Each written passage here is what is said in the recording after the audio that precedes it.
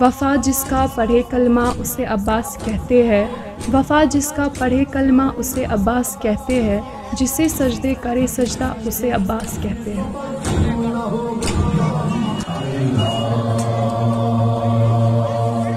عباس آج کربلا کے اس قافلے کے علم بردار آپ ہیں، علمدار آپ ہیں، اور حضرت عباس علیہ السلام نے اس علم کا ساتھ کچھ اس طریقے سے نبھایا کہ قیامت تک عباس اور علم ایک نام بن گئے۔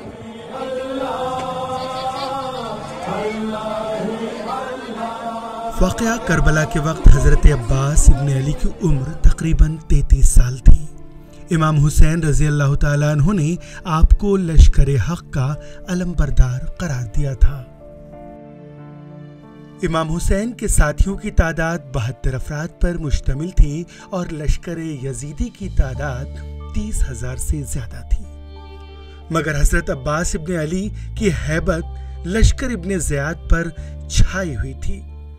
کربلا میں کئی ایسے مواقع آئے جب عباس رضی اللہ تعالیٰ عنہ جنگ کا رخ بدل سکتے تھے، لیکن امام وقت نے انہیں لڑنے کی اجازت نہیں دی، کیونکہ اس جنگ کا مقصد دنیاوی لحاظ سے جیتنا نہیں تھا۔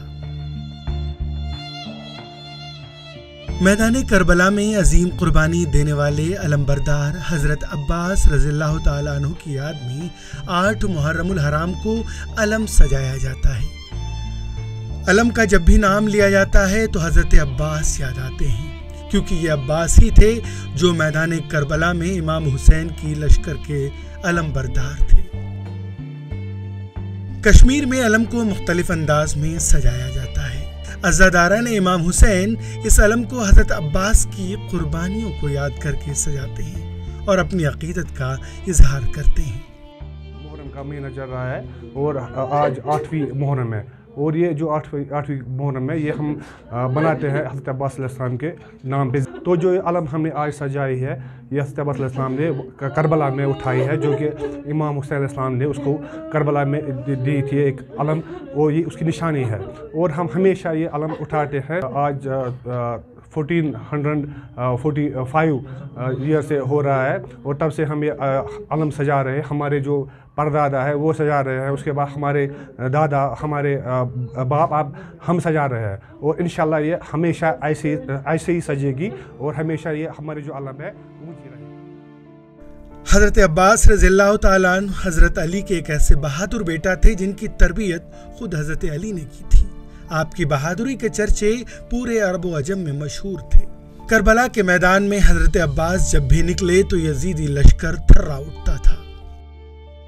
جی، ہر سال کی طرح اس سال بھی ہم نے غازی عباس علمدار علیہ السلام کے پرچم کو اپنے گھر میں سجایا ہے۔ ہم ہمیشہ ہر سال اس دن پہ 8ویں محرم کو حضرت عباس علمدار علیہ السلام کے علم کو سجاتے ہیں، تاکہ ہم اس غم کو تازہ کر سکیں جو غازی عباس علمدار علیہ السلام نے کربلا کے میدان میں چھوڑ دی۔ اور غازی عباس علمدار علیہ السلام ایک ایسے وفادار بھائی تھے جنہوں نے اپنے مولا حسین کے ساتھ اس قدر وفا نبھائی۔ انہوں نے ٹھان لی تھی کہ جب تک میں مولا حسین اور معصوم بچوں تک پانی نہ پہنچاؤں تب تک پانی کا ایک قطرہ بھی میرے حلقے سے نیچے نہ جائے گا۔ اور اس پرچم کے ذریعے ہم دنیا والوں کو یہ دکھاتے ہیں کہ یہ پرچم مولا غازی عباس علمدار علیہ السلام کا تھا، جنہوں نے کربلا کے میدان میں اسے اونچا رکھا۔ حضرت عباس کا مقصد صرف یہ تھا کہ خیموں تک پانی پہنچے۔ حضرت عباس کو ایک ایسے موقع پر شہید کر دیا گیا جب وہ نہر فرات سے مشکزہ لے کر خیموں کی جانب رواں دواں تھے، کیونکہ اس وقت حضرت عباس کا مقصد صرف یہ تھا کہ خیموں تک پانی پہنچے۔ حضرت عباس کے دونوں بازو جدا کیے گئے، جس کے بعد انہوں نے مشکیزے کو اپنے دانتوں سے اٹھایا، لیکن یزیدی لشکر نے مشکیزے کو ہی توڑ دیا اور مشکیزے سے پانی گرتے ہی عباس بھی ٹوٹ گئے۔ آج بھی عالم اسلام حضرت عباس کی وفاداری اور شجاعت کو یاد کرتا ہے، کیونکہ امام حسین علیہ السلام نے کربلا کے میدان میں یہ پرچم اٹھایا تھا اور حضرت عباس علیہ السلام کے ہاتھ دیا تھا۔ 2 وقت کے یزید کے خلاف اور یہ ظالم کے خلاف یہ اٹھایا، اسی لیے ہم بھی آج یہ نکالتے ہیں ان کی یاد میں اور وقت کے دور کے ظالم کے خلاف۔